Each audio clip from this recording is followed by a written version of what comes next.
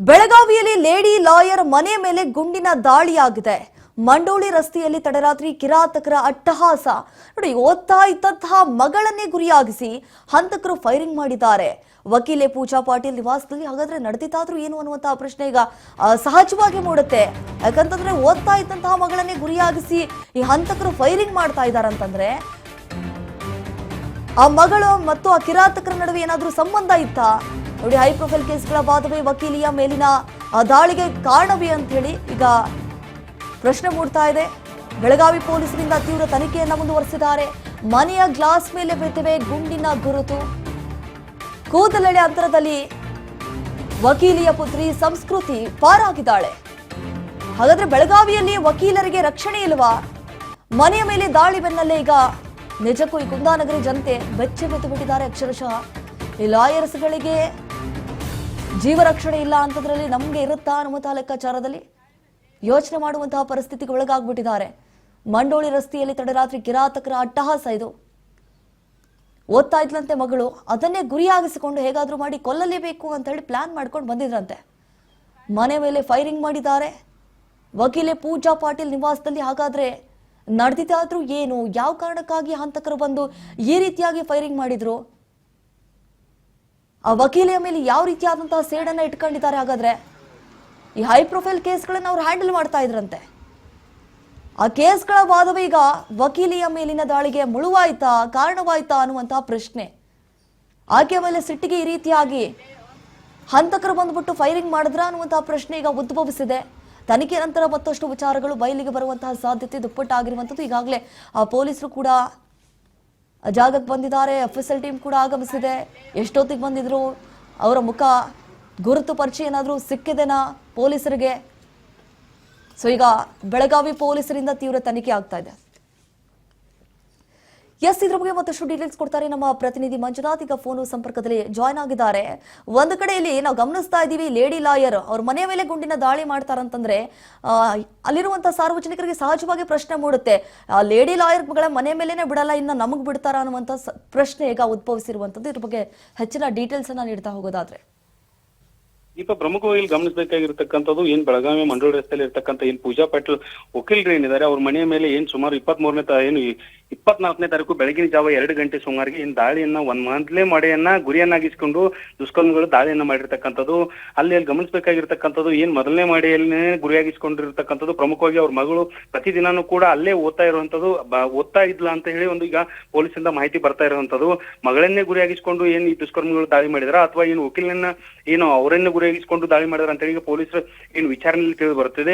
ಅದಲ್ಲದೆ ಈಗ ಘಟನಾ ಸ್ಥಳಕ್ಕೂ ಕೂಡ ಈಗ ಸೋಕೋ ಟೀಮ್ ಬಂದು ಅಲ್ಲಿರ್ತಕ್ಕಂಥ ಏನ್ ಗ್ಲಾಸಿಗೆ ಏನ್ ತಗಲಿತ್ತು ಆ ಗ್ಲಾಸ್ ಅನ್ನು ಕೂಡ ಈಗ FSL ಕಳಿಸುವ ಎಲ್ಲಾ ತಯಾರನ್ನು ಮಾಡ್ಕೊಂಡು FSL ಕೂಡ ಈಗ ರವಾನೆಯನ್ನ ಮಾಡಿದ್ದಾರೆ. ಆದ್ರೂ ಕೂಡ ಅಲ್ಲಿ ಪೊಲೀಸರು ಸುತ್ತಮುತ್ತ ಆಗಿರ್ಬೋದು, ಅದೇ ರೀತಿ ಇವರು ಈಗ ಒಂದು ಹೈ ಪ್ರೊಫೈಲ್ ಏನ್ ಕೆಲವೊಂದು ಕೇಸ್ಗಳಿದಾವ ಅಂತ ಹೇಳಿ ಈಗ ವಕೀಲರು ಕೂಡ ಒಂದಿಷ್ಟು ಮಾಹಿತಿಯನ್ನ ಪೊಲೀಸರು ಕೂಡ ಕೊಟ್ಟಿದ್ರಿಂದ ಆ ಎಲ್ಲಾ ಕೇಸ್ಗಳಿಗೆ ಸಂಬಂಧಪಟ್ಟಂತ ಏನ್ ವ್ಯಕ್ತಿಗಳಿಂದ ಅವ್ರಿಗೂ ಕೂಡ ಪೊಲೀಸರು ಏನಾದ್ರು ವಿಚಾರಣೆ ಕರೆದು ವಿಚಾರಣೆ ಮಾಡುವ ಎಲ್ಲಾ ಸಾಧ್ಯತೆಗಳು ಇರೋದ್ರಿಂದ ಈಗ ಸದ್ಯ ಯಾವ ರೀತಿಯಾಗಿದೆ, ಯಾವ ಕೇಸ್ಗಾಗಿ ಆಗಿದೆ ಅಂತ ಹೇಳಿ ಈಗ ವಕೀಲರಿಗೂ ಕೂಡ ತಿಳಿತಿಲ್ಲ. ಆದ್ರೂ ಕೂಡ ಪೊಲೀಸರು ಒಂದು ಕೆಲವೊಂದು ಏನ್ ಗುಪ್ತವಾದಂತ ಮಾಹಿತಿಯನ್ನ ಈ ವಕೀಲೆ ಕಡೆಯಿಂದ ಪಡೆದಿದ್ದರಿಂದ ಇನ್ನು ಈ ಪೊಲೀಸರು ಕೂಡ ಇದ್ರ ಬಗ್ಗೆ ಹೆಚ್ಚಿನ ವಿಚಾರಣೆಯನ್ನ ಕೈಗೊಳ್ತೀವಿ ಅಂತ ಹೇಳಿದ್ದಾರೆ. ಅದಲ್ಲದೆ ಈಗ ಏನ್ ಪೂಜಾ ಪಾಟೀಲ್ ಏನಿದಾರೆ ಆ ಮನೆಗೂ ಕೂಡ ಈಗ ಪೊಲೀಸರು ಸೆಕ್ಯೂರಿಟಿಯನ್ನು ಕೂಡ ಕೊಟ್ಟಿರ್ತಕ್ಕಂಥದ್ದು ಏನ್ ಬೆಳಗ್ಗೆ ಆಗಿರ್ಬೋದು, ರಾತ್ರಿ ಆಗಿರ್ಬೋದು ಈಗ ಹೈ ಸೆಕ್ಯೂರಿಟಿಯನ್ನ ಕೊಟ್ಟಿದ್ದಾರೆ. ಅದಲ್ಲದೆ ಪೊಲೀಸರು ಕೂಡ ಹೇಳಿದ್ದಾರೆ ಯಾವುದೇ ರೀತಿಯಿಂದ ಯಾವುದೇ ರೀತಿಯಾದಂತ ಭಯ ಪಡೋ ಅಗತ್ಯವಿಲ್ಲ, ನಾವು ಪೊಲೀಸ್ ಇಲಾಖೆ ಯಾವಾಗಲೂ ನಾವು ಸನ್ನದ್ಧ ಇದ್ದೀವಿ.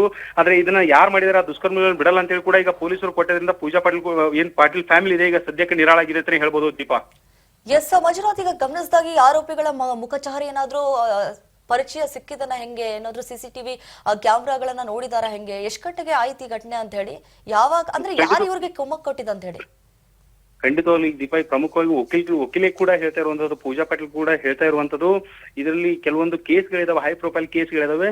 ಆ ಕೇಸ್ಗೆ ಸಂಬಂಧಪಟ್ಟರು ಇರ್ಬೋದು ಅಂತ ಕೂಡ ಈಗ ಸಂಶಯವನ್ನ ವ್ಯಕ್ತಪಡಿಸ್ತಾ ಇದ್ದಾರೆ. ಆದ್ರಿಂದ ಪೊಲೀಸರು ಕೂಡ ಏನು ಇದ್ರ ಬಗ್ಗೆ ಸಂಪೂರ್ಣವಾದಂತ ಏನೇನು ಯಾವ ಕೇಸು ಏನು ಅಂತ ಹೇಳಿ ವಕೀಲರ ಕಡೆಯಿಂದ ಈಗ ಗುಪ್ತ ಮಾಹಿತಿಯನ್ನ ಪಡೆದುಕೊಂಡಿದ್ದಾರೆ. ಆದ್ರೆ ಅವನನ್ನ ನಾವು ರಿವೀಲ್ ಮಾಡಬಲ್ಲ. ಆದ್ರೆ ಸದ್ಯಕ್ಕೆ ಈಗ ಯಾವ ರೀತಿಯಾಗಿ ಇದನ್ನ ತನಿಖೆಯನ್ನ ತೆಗೆದುಕೊಂಡು ಹೋಗ್ಬೇಕು ಮತ್ತೆ ಇದನ್ನ ಯಾರು ಮಾಡಿದ್ದಾರೆ ಅವರನ್ನ ಖಂಡಿತವಾಗ್ಲೂ ಅಂದ್ರೆ ಇದು ಒಂದ್ ರೀತಿಯಲ್ಲಿ ಬೆಳಗಾವಿಯಲ್ಲಿ ಇರ್ತಕ್ಕಂಥ ಜನರಿಗೆ ಒಂದು ಭಯವನ್ನು ಹುಟ್ಟಿಸುವಂತ ವಾತಾವರಣ ಸೃಷ್ಟಿ ಮಾಡಿರ್ತಕ್ಕಂಥ ಈ ದುಷ್ಮರಿಗಳನ್ನ ಖಂಡಿತವಾಗ್ಲೂ ಪೊಲೀಸರು ಬಿಡಲ್ಲ. ಪೊಲೀಸರು ಏನ್ ಬೆಳಗಾವಿ ಪೊಲೀಸ್ ಏನಿದೆ ಈ ಕೃತ್ಯವನ್ನು ಮಾಡಿರ್ತಕ್ಕಂಥವ್ರನ್ನು ಅಂದ್ರೆ ಈ ಒಂದ್ ಕೇಸಿಗೆ ಸಂಬಂಧಪಟ್ಟದಲ್ಲ, ಇದು ಒಟ್ಟಾರೆಯಾಗಿ ಬೆಳಗಾವಿಯನ್ನ ಭಯಭೀತರನ್ನಾಗಿ ಮಾಡುವಂತ ಈ ದುಷ್ಕರ್ಮಿಗಳ ದೃಶ್ಯಗಳನ್ನ ನಾವು ಖಂಡಿತವಾಗ್ಲೂ ಕಡಿವಾಣ ಹಾಕ್ತೀವಿ ಅಂತೇಳಿ ಈಗ ಪೊಲೀಸರು ಕೂಡ ಅದನ್ನ ಒಂದ್ ರೀತಿಯಾಗಿ ಅವ್ರು ಚಾಲೆಂಜಿಂಗ್ ಆಗಿ ತೆಗೆದುಕೊಂಡಿದ್ದರಿಂದ ಒಂದ್ ರೀತಿಯಾಗಿ ಏನೋ ಅಂದ್ರೆ ಆ ವಕೀಲ್ಗೂ ಕೂಡ ಈಗ ಒಂದು ಏನ್ ಮಹಿಳೆ ಏನಿದ್ದಾಳೆ ವಕೀಲ್ ಅವ್ರಿಗೂ ಕೂಡ ಈಗ ಒಂದ್ ರೀತಿಯಾಗಿ ಅವ್ರ ಫ್ಯಾಮಿಲಿಗೂ ಕೂಡ ಒಂದ್ ರೀತಿ ಭಯ ಏನಿತ್ತು ಆ ಭಯವೆಲ್ಲ ಕೂಡ ಪೊಲೀಸರು ಈಗ ಸಂಪೂರ್ಣವಾಗಿ ನಿವಾರಣೆ ಮಾಡಿದ್ದಾರೆ. ಅದಲ್ಲದೆ ಅವ್ರ ಮನೆಗೆ ಸೆಕ್ಯೂರಿಟಿ ಕೊಟ್ಟರು ಆಗಿರ್ಬೋದು, ಅದೇ ರೀತಿ ಅವರನ್ನ ಏನೇ ಬಂದ್ರು ಕೂಡ ಅವ್ರಿಗೆ ಆದಂತ ಒಂದು ಏನು ಅವ್ರಿಗೆ ಹೆಲ್ಪ್ ಲೈನ್ ಅಂದ್ರೆ ಅವ್ರ ಫೋನ್ ಏನ್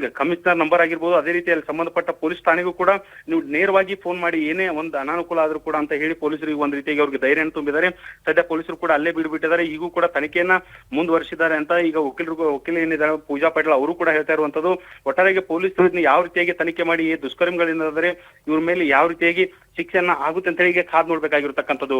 ದೀಪಾ, ಎಸ್ ಮಂಜುನಾಥ್, ನಾವು ಗಮನಿಸಿದಾಗ ಇದು ಪ್ರೀ ಪ್ಲಾನ್ ಅನಿಸ್ತಾ ಇಲ್ವಾ? ಯಾಕಂತಂದ್ರೆ ಅವ್ರ ಮಗಳು ಅಲ್ಲೇ ಓದ್ತಾಳೆ ಅಂತ ಹೇಳಿ ಅವ್ರಿಗೆ ಹೆಂಗ್ ಗೊತ್ತಿತ್ತು ಅಂತ ಹೇಳಿ.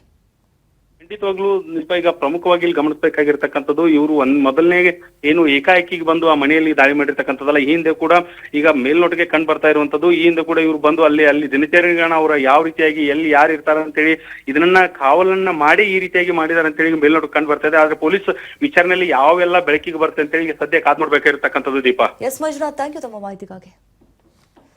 ನೋಡಿ, ಮನೆಯ ಮೇಲೆ ದಾಳಿ ಬೆನ್ನಲ್ಲೇ ಈಗ ಕುಂದಾನಗರಿ ಜನತೆ ಬೆಚ್ಚಿ ಬದ್ಬಿಟ್ಟಿದೆ ಅಕ್ಷರಶಃ. ಅದು ಲಾಯರ್ಗಳ ಮನೆಯ ಮೇಲೆ ಈ ರೀತಿಯಾಗಿ ದಾಳಿ ಮಾಡ್ತಾರಂತಂದ್ರೆ ನಿಜಕ್ಕೂ ಒಂದ್ ರೀತಿಯಾಗಿ ಅಲ್ಲಿ ರಕ್ಷಣೆ ಇಲ್ವಾ? ಕಾನೂನು ಸುವ್ಯವಸ್ಥೆ ಎಷ್ಟರ ಮಟ್ಟಿಗೆ ಹದಗೆಟ್ಟಿದೆ ಅನ್ನೋದಕ್ಕೆ ಇದು ಬೆಸ್ಟ್ ಎಕ್ಸಾಂಪಲ್. ಪೂಜಾ ಪಾಟೀಲ್ ಮನೆಯಲ್ಲಿ ನಿರಂತರವಾಗಿ ಈಗ ಶೋಧ ಕಾರ್ಯ ಕೂಡ ಮುಂದುವರೆದಿದೆ. ಈಗ ಆರೋಪಿಗಳು ಯಾರಿದ್ದಾರೆ, ಯಾರು ಕಿರಾತಕರು, ಯಾರು ಇವ್ರಿಗೆ ಕುಮ್ಮಕ್ ಕೊಟ್ಟರು, ಯಾರು ಕಳಿಸಿದ್ರು, ಹೇಳಿ ಕೇಳಿ ಅವರು ಈ ಹೈ ಪ್ರೊಫೈಲ್ ಕೇಸ್ಗಳನ್ನ ಹ್ಯಾಂಡಲ್ ಮಾಡ್ತಾ ಇದ್ರು ಅನ್ನುವಂಥದ್ದು ಗೊತ್ತಾಗಿದೆ.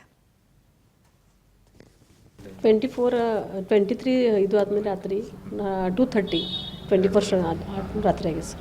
ಮಾರ್ನಿಂಗ್ ಹಾಂ, ಇಲ್ಲೇ ಮನೆ ಒಳಗೆ ಆಗಿದೆ ಸರ್. ನಾ ಇಲ್ಲೇ ಪೈಲೆ 1:30 ಇಲ್ಲೇ ಇದ್ರು ನಾವು. ನಮ್ಮ ಗಂಡ ಮತ್ತು ನಾನು ಡಾಕ್ಟರ್ಗೆ ಹೇಳಿದ್ದೀನಿ ಬಾ ತಳಗ ಅಂತ ಹೇಳಿ ನಾವು ತಳಗೆ ಹೋಗಿದ್ದೀವಿ. ಆಮೇಲೆ ಆಗಿದೆ ಸರ್ ಇದು. ಶೂಟ್ ನಾವು ತೊಳಗಿದ್ದೆಲ್ಲ ಗ್ರೌಂಡ್ ಫ್ಲೋರ್ಗೆ ಶೂಟ್ ಅಂತ ಕಟ್ ಅಂತ ಇದು ಬಂತು. ಬಟ್ ಆ ಟೈಮ್ ನಾಯಿ ಭೀ ಕಿರಿಕಿರಿ ಮಾಡಿದೆ. ಬಹುಶಃ ಮಳೆ ಒಳಗೆ ಇದು ಮಾಡಿರ್ಬೋದು. ನಾ ಅಷ್ಟು ಸೀರಿಯಸ್ ಇದು ಮಾಡಲಿಲ್ಲ, ಇರಲಿ ಅಂತ ಅಷ್ಟು ಇದು ಮಾಡಿದೆ. ಬಹುಶಃ ಅವ್ರು 1 ರೌಂಡ್ ಅಂತ ಹೇಳ್ತಾರೆ. ಅದ್ರೊಳಗೆ ಅವ್ರು ಏನು ಮಾಡಿದ್ರೆ ಫಟ್ಸಿ ಲೈಟ್ ಭೀ ಹೋಗಿತ್ತು, ಜಿರಿ ಮಳೆ ಭೀ ಐತೆ ಅಂತವ ಭಯ ಒಳಗೆ ನಾಯಿಗೆ ಫಟ್ಸಿ ಕಟ್ ಮಾಡಿದ ಮಾರಿ ಅಲ್ಲೇ ಮಲಗಿದಿತ್ತು ಮಾಡಿದ್ದಾರೆ ಸರ್. ಟೆನ್ಷನ್ ಬಂತು ಅವ್ರಿಗೆ, ಅವ್ರಿಗೆ ಹೇಳಕ್ಕೆ ಇದು ಆಗಲಿಲ್ಲ. ಹಾಂ, ಇಷ್ಟ ಅವ್ರಿಗೆ ಇದು ಆಗಿದೆ ಸರ್. ಈಗ ತೊಳಗೆ ಬರ್ತಾರೆ ಇಲ್ಲಿ ಆ ದಿವಸ ಏನು ಅವ್ರಿಗೆ ಆಗೈತೆ ಅದು ಗೊತ್ತಲ್ಲ, ಅಲ್ಲಿ ಇದು ಮಾಡ್ರಿ. ಮತ್ತು ನಾ ಮಾರ್ನಿಂಗ್ ನೋಡಿದ್ದೀನಿ ತೊಳಗೆ ಬರಲಿಲ್ಲ ಅಂತ. ಮತ್ತು ಮುಂಜಾನೆ ಬಂದಿನಿ. ಆ ಟೈಮೇನು ಗಡ್ಬಡ ಒಳಗೆ ಸ್ಕೂಲ್ಗೆ ಹೋಗ್ಬೇಕಲ್ಲ, ಮಾರ್ನಿಂಗ್ ಟ್ಯೂಷನ್ ಇರ್ತೈತಿ. ಅವ್ರಿಗೆ ಹೇಳಿದ್ನ ಇದು ಮಾಡಿದ್ದೀನಿ. ಮಧ್ಯಾಹ್ನ ಇವರು ವಾಟ್ಸಪ್ ಮಾಡಿದ್ವಿ, ಮಮ್ಮಿ ನೋಡಂತ ಏನಾಗಿತ್ತು ಅಂತ. ಆಮೇಲೆ ನಾನು ನೋಡಿದ್ದೀನಿ ಸರ್. ಆ ಸಲ ಅನುಮಾನ ಐತಿ ಅದು ಸರ್. ನಾಳೆ ಕೇಸಸ್ ಐತಿ, ಅದು ಈಗೆಲ್ಲ ಹೇಳಿದ್ದೀನಿ. ಅವ್ರು ಕರೆಸಿ ಇದು ಮಾಡ್ತೀವಿ ಅಂತ ಹೇಳಿದ್ರು ಪೊಲೀಸರು. ಹಾಂ, ಪಾಪ ಅವರು ಎಲ್ಲ ಇದು ಮಾಡತ್ತಾರೆ. 3 ದಿವಸದ ದಿನ ರಾತ್ರಿ ಸೆಕ್ಯೂರಿಟಿ ಭೀ ಕೂಡ ಆತಾರೆ, ಇನ್ವೆಸ್ಟಿಗೇಷನ್ ನಡತ್ತಾರೆ, ಬರತ್ತಾರೆ. ಅವ್ರು ಬಳಿ ಕಾಲ್ ಭೀ ಮಾಡಕತ್ತಾರೆ ಸರ್. ಅವ್ರು ಅಂದ್ರೆ ನೀವು ಈ ಕೇಸ್ಗಳು ಹ್ಯಾಂಡಲ್ ಮಾಡುವ ವಿಚಾರದಲ್ಲಿ ಏನಾದರೂ ಮೇ ಬಿ ಇರ್ಬೋದು ಸರ್. ಅದು ಸರ್ ಯಾಕಂದರೆ ನಮ್ದು ರಿಲೇಟಿವ್ ಒಳಗೆ ಏನು ಇದು ಇಲ್ಲ, ಇಶ್ಯೂ ಇಲ್ಲ, ಏನು ಇಲ್ಲ. ನಮ್ಮ ಗಂಡಂದ ಭೀ ಇಶ್ಯೂ ಇಲ್ಲ, ಏನೂ ಇಲ್ಲ. ಓನ್ಲಿ ರಿಲೇಟೆಡ್ ಕೇಸಸ್ ಅಷ್ಟೇ ಐತಿ. ನೋಡಬೇಕು. ಇಲ್ಲ ಸರ್, ಅಕ್ಕಪಕ್ಕದ ಏನೂ ಇಲ್ಲ. ಪಾಪ ಎಲ್ಲ ಅಕ್ಕಪಕ್ಕದ ಹೆಲ್ಪ್ ಮಾಡ್ತಾರೆ, ಏನೂ ಇಲ್ಲ ಅವ್ರ. ಇಮಿಡಿಯೇಟ್ಲಿ ರಾತ್ರಿನೇ ಫೋನ್ ಮಾಡಿದ್ದಾರೆ? ಇಲ್ಲ ಸರ್, ಸೆಕೆಂಡ್ ಡೇ 24th ಮಧ್ಯಾಹ್ನ ಆಮೇಲೆ ಮಾಡಿದ್ದೀನಿ ಸರ್.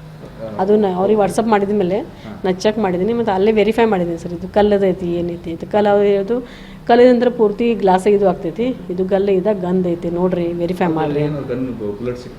ಅದು ಏನು ಅವ್ರದ್ದು ಪೊಲೀಸರಿಗೆ ಏನು ಸಿಂಪ್ಟಮ್ಸ್ ಸಿಕ್ಕಿತ್ತು, ಅದು ಏನು ಅವ್ರು ಹೇಳಿಲ್ಲ. ಇನ್ವೆಸ್ಟಿಗೇಷನ್ ಮಾಡಿ ಹೇಳ್ತೀವಿ ಅಂತ ಹೇಳಿದ್ರು. ಓಕೆ ಅಂತ ಹೇಳಿ ಹಾಂ, ಎಲ್ಲ 2 ದಿವಸದಿಂದ ಮಾಡತ್ತಾರೆ ಪಾಪ ಅವರು. 24 ನೋಡಿ, ಬೆಳಗಾವಿಯಲ್ಲಿ ಲೇಡಿ ಲಾಯರ್ ಮನೆಯ ಮೇಲೆ ಯಾವ ರೀತಿ ಗುಂಡಿನ ದಾಳಿಯನ್ನು ಮಾಡಿದ್ದಾರೆ ಅಂತ ಹೇಳಿ ನಾವು ದೃಶ್ಯಾವಳಿಯಲ್ಲಿ ಗಮನಿಸ್ತಾ ಇದ್ದೀವಿ. ಆಬ್ವಿಯಸ್ಲಿ ಈಗ ನೋಡಿ, ಆ ದಾಳಿ ಏನು ಮಾಡಿದಾರಲ್ಲ, ಕಂಪ್ಲೀಟ್ ಆಗಿ ಆ ಕಿಟಕಿ ಎಲ್ಲ ಯಾವ ರೀತಿ ಹೋಗ್ಬಿಟ್ಟಿದೆ, ನಚ್ಚುಕುಚ್ಚಾಗಿದೆ ಅಂತ ಹೇಳಿ.